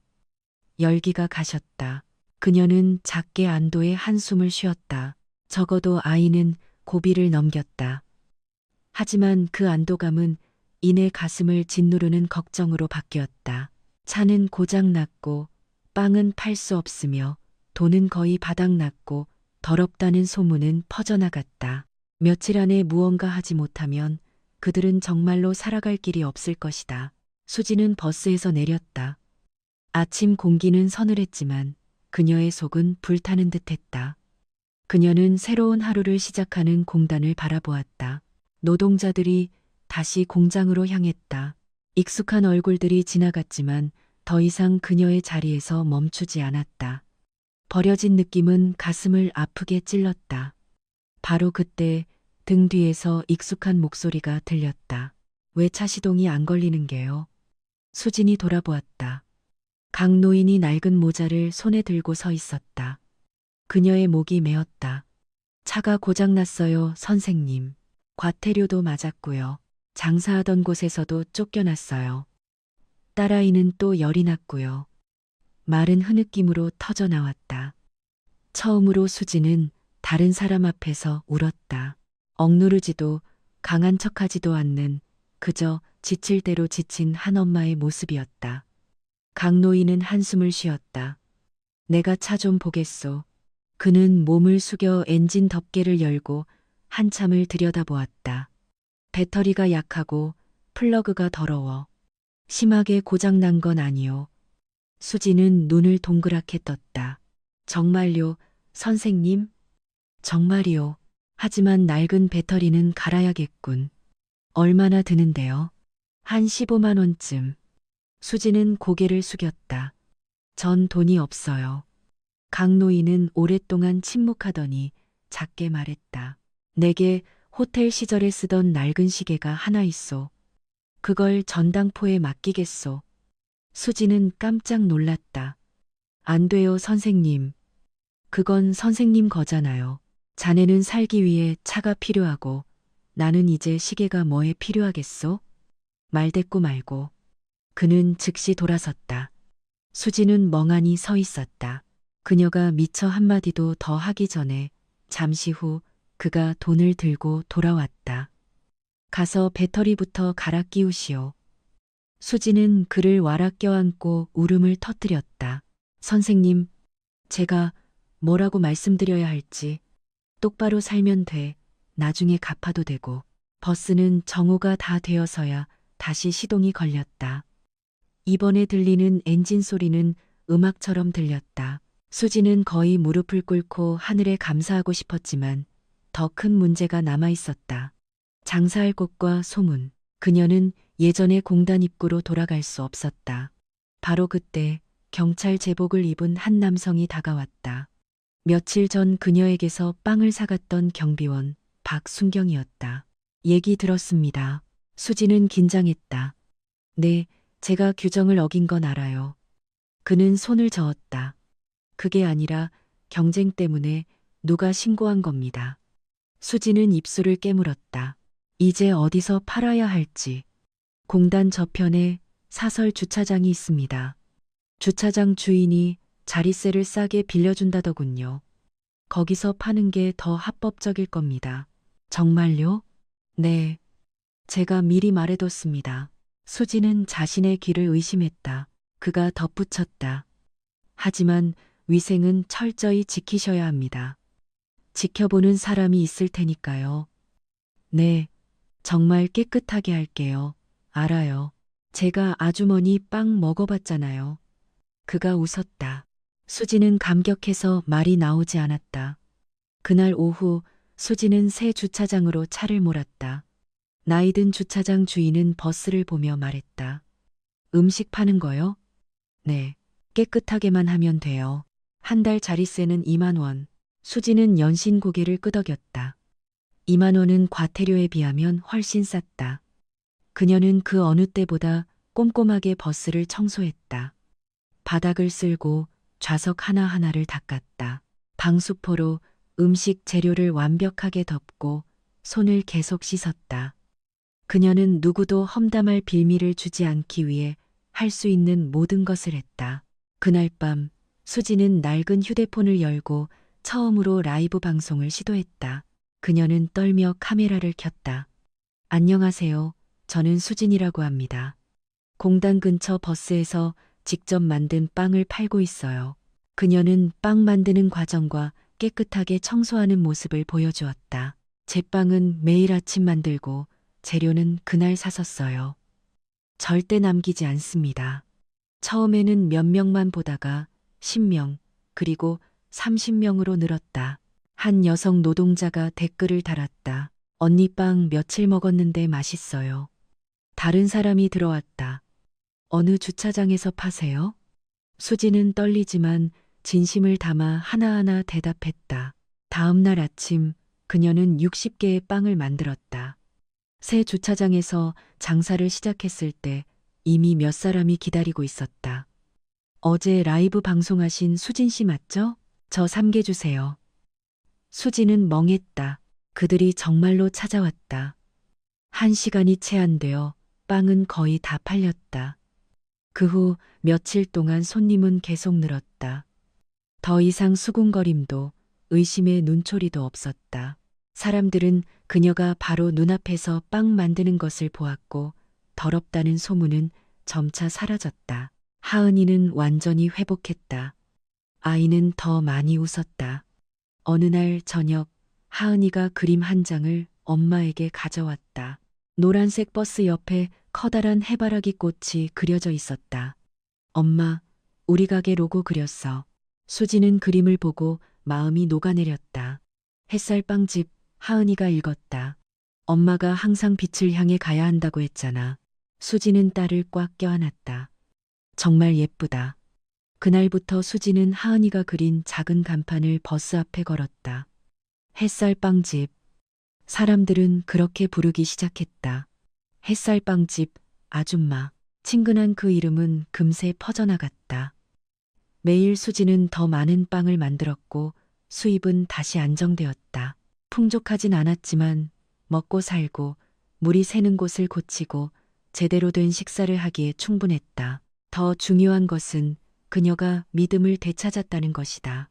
자신이 노력한 것이 틀리지 않았다는 믿음. 정직하게 만들면 지지해주는 사람이 있다는 믿음. 어느 날 오후 수진이 텅 빈 쟁반을 정리하고 있을 때 강 노인이 멀리서 미소를 지으며 바라보고 있었다. 자네 해냈구먼. 수지는 땀을 닦았다. 다 선생님 덕분이에요. 아니, 자네가 포기하지 않은 덕이지. 수지는 이제 훨씬 깨끗하고 밝아진 낡은 버스를 보았다. 더 이상 절망 속의 피난처가 아니라 희망이라는 이름의 작은 가게였다. 삶은 아직 어려웠지만 그녀는 중요한 한 가지를 배웠다. 밑바닥으로 내몰렸을 때 날아오를 필요는 없었다. 그저 조금씩 일어서기만 하면 되었다. 그리고 충분히 버티면 빛은 정말로 찾아왔다. 새 주차장으로 옮긴 지 한 달이 넘자 햇살 빵집은 공단 주변 노동자들에게 익숙한 이름이 되었다. 매일 아침 6시가 채 되기도 전에 버스 앞에는 사람들이 줄을 섰다. 수진 씨, 오늘 고기 넣은 빵 있어요? 저 사게요. 기숙사 동료들 갖다 주게요. 수지는 쉴 새 없이 빵을 만들었다. 등은 땀으로 흠뻑 젖었지만 얼굴은 늘 환했다. 그녀는 더 이상 물건을 팔 때 떨지 않았다. 새로운 삶의 리듬에 익숙해졌다. 안정된 수입 덕분에 두 모녀는 더 이상 끼니를 걱정하지 않아도 되었다. 수지는 하은이가 누울 얇은 매트리스를 사고 더위를 식힐 작은 선풍기를 사고 버스 천장에 물 새는 곳들을 막았다. 삶은 소박했지만 온기가 있었다. 그러던 어느 날 아침 수진이 반죽을 하고 있을 때 한 젊은 여성이 멀리서 휴대폰으로 버스 쪽을 촬영하고 있는 것을 보았다. 수지는 조금 당황했다. 빵 사러 오셨어요? 여성이 웃으며 말했다. 아니요, 제 맛집 채널에 올릴 영상 찍고 있어요. 촬영해도 괜찮을까요? 수지는 망설였다. 촬영이요? 왜요? 맛있는 빵집 소개하려고요. 사장님이 정말 깨끗하게 만드시는 것 같아서요. 수지는 몇 초간 망설이다 고개를 끄덕였다. 네, 다른 분들께 방해만 안 된다면요. 여성은 수진이 빵 만드는 모습, 하은이가 엄마를 돕는 모습, 손님들이 줄 선 모습을 촬영했다. 그녀는 질문을 던졌다. 빵 파신 지 오래되셨어요? 네, 한 달 조금 넘었어요. 이 버스에서 항상 생활하시는 거예요? 수지는 주저했다. 네, 임시로요. 여성은 눈을 동그랗게 떴다. 세상에, 정말 두 분이 여기서 지내세요? 수지는 슬프게 웃었다. 네, 살다 보니 그렇게 됐네요. 그 영상은 그날 저녁에 올라왔다. 수지는 별로 신경 쓰지 않았다. 그녀는 빵을 만들고 딸을 돌보느라 바빴다. 다음 날 아침이 되자 그녀의 휴대폰이 쉴 새 없이 울렸다.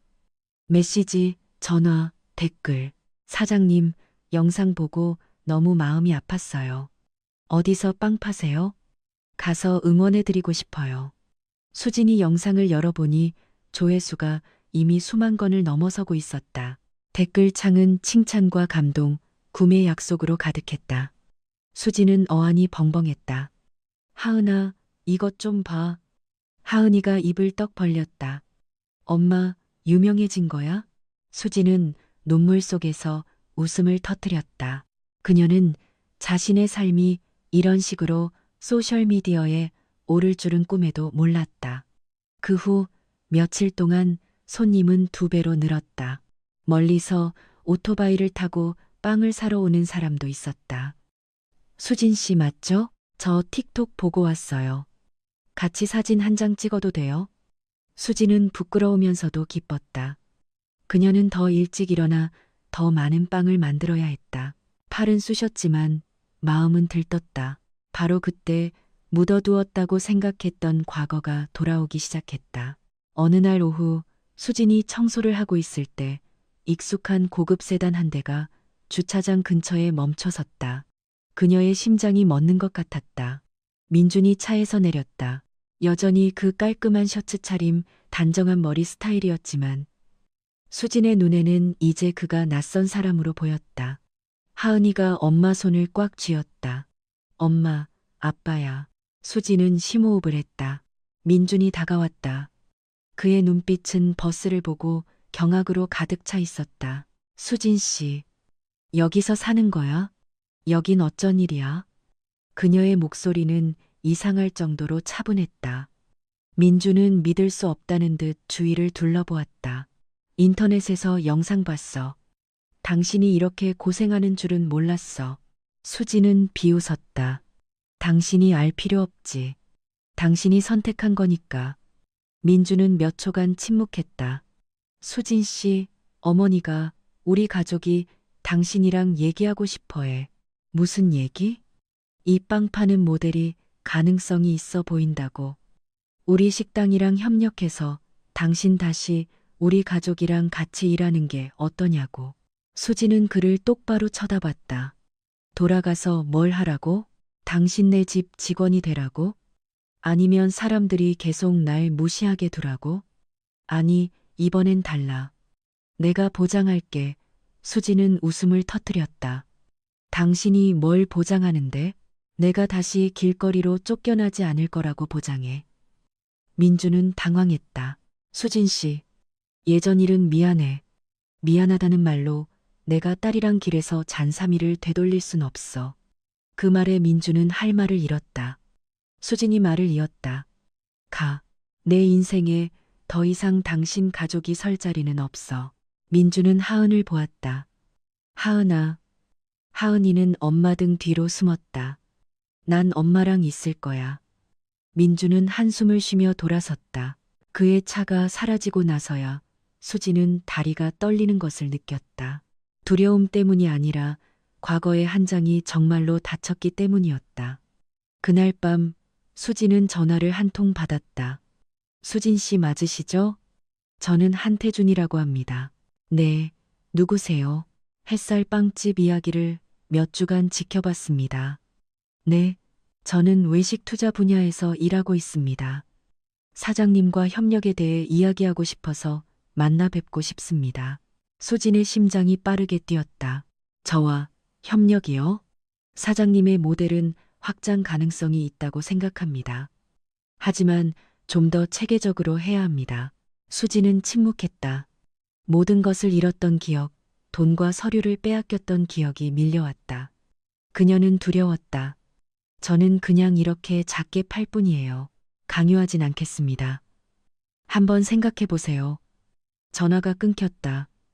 수지는 오랫동안 말없이 앉아 있었다. 하은이가 옆에 앉았다. 엄마, 왜 슬퍼 보여? 누가 우리한테 투자하고 싶다는데 좋은 거 아니야? 수지는 고개를 저었다. 엄마는 무서워. 뭐가? 다시 모든 걸 잃을까봐. 하은이가 엄마 손을 잡았다. 엄마는 이미 모든 걸 잃었었잖아. 이제 우린 더 잃을 것도 없는 걸. 순진한 그 말이 수진을 깨웠다. 맞다. 그녀는 모든 것을 잃었었다. 이제 그녀가 가진 것은 빵, 버스, 그리고 손님들의 믿음뿐이었다.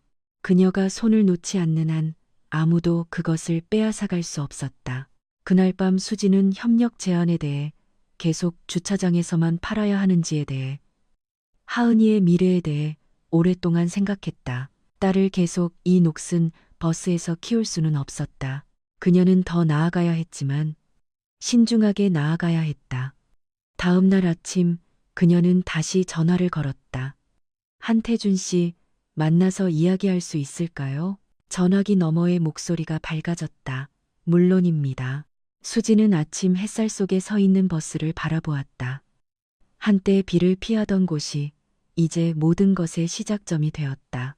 그녀의 인생은 새로운 길로 접어들었지만 다음 걸음은 훨씬 더 클 것이었고 그녀는 그 걸음을 내디딜 용기를 가져야만 했다. 돈 때문이 아니라 딸의 미래를 위해서. 한태준과의 만남은 도심 근처의 작은 카페에서 이루어졌다. 수지는 10분 일찍 도착했다. 그녀는 자신이 가진 옷 중 가장 단정하고 깨끗한 셔츠를 입고 머리는 뒤로 단정하게 묶었다. 하은이는 낡은 책가방을 안고 옆에 앉아 있었다. 이혼 후 이런 곳에 와본 적이 없었다.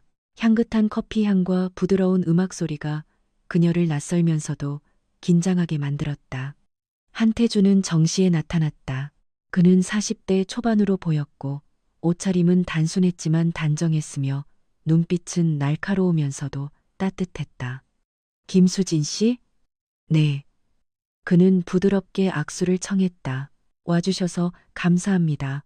몇 마디 인사를 나눈 후 그는 바로 본론으로 들어갔다. 저는 햇살 빵집을 2달 가까이 지켜봤습니다. 인터넷에서 유명해져서가 아니라 단골 손님들이 꾸준히 다시 찾기 때문입니다. 수지는 조금 놀랐다. 그걸 어떻게 아세요? 제가 사람을 시켜 여러 번 사 먹어봤습니다. 수지는 침묵했다. 사장님의 빵은 품질이 있고 사장님의 이야기는 사람들에게 신뢰를 줍니다. 수지는 심호흡을 했다. 하지만 저는 작게 팔기만 할 뿐 가게를 관리하는 법도 모르고 큰 자본도 없어요. 그건 제 몫입니다. 한태준이 미소 지었다. 저는 먼저 작은 키오스크를 열어 투자하고 싶습니다. 유동 인구가 많은 곳 근처예요. 너무 위험하지 않게. 키오스크요? 네. 고정된 깨끗하고 허가받은 매대입니다. 사장님은 빵 만드는 데만 집중하시면 됩니다. 수지는 하은을 보았다. 아이는 눈을 동그랗게 뜨고 있었다. 그 다음은요, 안정되면 진짜 가게를 여는 겁니다. 수지는 주먹을 쥐었다. 집과 돈을 잃었던 기억이 밀려왔다. 저는 두려워요. 한태주는 고개를 끄덕였다. 이해합니다. 그래서 계약서는 명확하게 할 겁니다. 사장님이 브랜드를 소유하고 저는 자본만 투자하는 겁니다. 제가 결정할 권리가 있나요? 네. 누구에게도 쫓겨나고 싶지 않아요.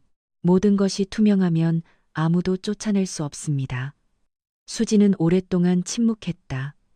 그리고 그녀는 조용히 말했다. 키오스크, 한번 해보겠습니다. 한태준이 미소 지었다. 현명한 결정입니다. 2주 후, 작고 예쁜 햇살 빵집, 키오스크가 붐비는 아파트 단지 입구 근처에 생겼다. 간판은 노란색이었고 하은이의 그림과 똑같은 해바라기 모양이 그려져 있었다. 개업 첫날 수지는 처음 빵을 팔던 날보다 더 떨었지만 손님들이 구름처럼 몰려들었다. 예전 주차장에서 오던 손님, 인터넷을 보고 온 손님, 호기심에 들른 손님들. 빵은 점심 전에 모두 팔렸다. 수지는 텅 빈 진열대를 보고 울 뻔했다. 우리 해낸 거지, 엄마? 하은이가 환호성을 질렀다. 수지는 눈물이 그렁그렁한 채 고개를 끄덕였다. 해냈어, 딸. 키오스크는 몇 주 동안 성공적으로 운영되었다. 매출은 안정되었고 단골은 점점 늘었다. 한태주는 자주 들렀지만 지켜보기만 할 뿐 간섭하지 않았다. 모든 게 순조롭군요. 그가 말했다. 3개월 후 그는 다음 단계를 제안했다. 진짜 가게를 열 준비가 되셨습니까? 수지는 심호흡을 했다. 그녀는 녹슨 버스를 생각했다. 물이 새던 비 오는 밤, 딸이 고열에 시달리던 때 떨면서 팔았던 첫 빵들을. 그녀는 고개를 끄덕였다. 준비됐어요. 햇살 빵집 가게는 작지만 유동인구가 많은 길가에 자리를 잡았다. 크진 않았지만 아늑했다. 가게에 들어서는 날 수지는 텅 빈 공간 한가운데 서서 눈물을 흘렸다. 엄마, 우리 진짜 집이 생겼어. 하은이가 뛰어다녔다. 수지는 눈물 속에서 웃었다. 버스는 새로 페인트 칠을 하고 가게 앞에 상징처럼 세워두었다. 지나가는 사람마다 돌아보았다. 저기 버스에 있던 빵집 아니야? 맞아, 빵 진짜 맛있어. 가게 개업일 손님들이 길게 줄을 섰다. 각 노인이 줄 끝에 서서 자랑스러운 미소를 짓고 있었다. 자네, 해냈구먼. 수지는 깊이 고개를 숙였다. 다 선생님 덕분입니다. 박순경도 빵을 사러 와서 엄지를 치켜 세웠다.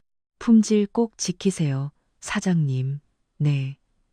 오후에 수지는 계산대 뒤에 서서 드나드는 사람들을 바라보았다. 그녀는 자신이 이런 날을 맞이할 줄은 상상도 못했다. 진짜 빵집, 그리고 집을 구하기 전까지 두 모녀가 임시로 잘 수 있는 가게 뒤 작은 방. 하은이는 가게 문 앞에 해바라기 화분을 놓았다. 엄마가 항상 빛을 향해 가야 한다고 했잖아. 수지는 딸을 껴안았다. 맞아. 그날 밤 가게 문을 닫고 수지는 가게 앞 계단에 앉아 낡은 버스를 바라보았다. 그것은 한때 그녀가 가진 전부였다. 이제 그것은 무에서 유를 창조한 여정의 상징이 되었다. 하은이가 엄마 어깨에 기댔다. 엄마, 우리 이제 고생 끝난 거야? 수지는 생각에 잠기다 희미하게 웃었다. 인생에는 아직 많은 일이 있겠지, 딸.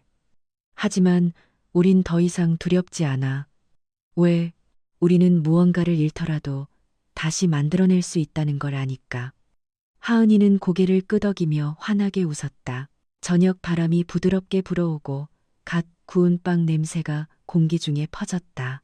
행인들은 여전히 가게 앞에서 이야기를 나누고 있었다. 따뜻한 노란 불빛이 가게 밖으로 새어나왔다. 수지는 조용히 눈을 감았다. 그녀는 법원 앞에서 비를 맞으며 빈손으로 갈 곳 없이 서 있던 그날을 떠올렸다. 만약 그때 누군가 몇 달 후 그녀가 자신의 빵집을 갖게 될 것이라고 말했다면 그녀는 믿지 않았을 것이다. 하지만 지금 모든 것이 현실이 되어 있었다. 그것은 마법이 아니라 하루하루 버텨내고 한 번 한 번 일어서고 하나하나의 따뜻한 빵이 만들어낸 결과였다. 그녀는 딸의 손을 꽉 잡았다. 인생은 그녀에게 쉬운 길을 주지 않았지만 스스로 길을 만들어낼 힘을 주었다. 그리고 그 여정은 녹슨 버스에서 시작되어 그들을 빛 가득한 미래로 이끌었다. 이 이야기를 들어주셔서 감사합니다. 여러분이 이 이야기를 어디에서 듣고 계신지 아래에 댓글로 남겨주세요.